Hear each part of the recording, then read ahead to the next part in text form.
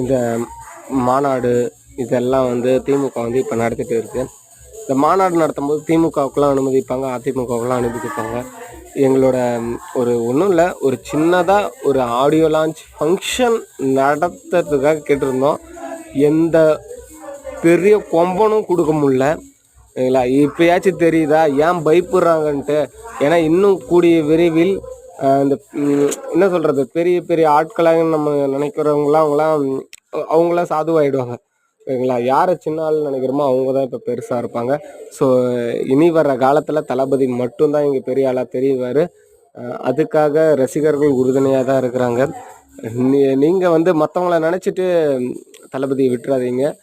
என்ன சொல்கிறது, நீ தளபதி ரசிகர்கள் இங்கே எல்லாருமே பிரிஞ்சு போய் இருக்கிறோம்.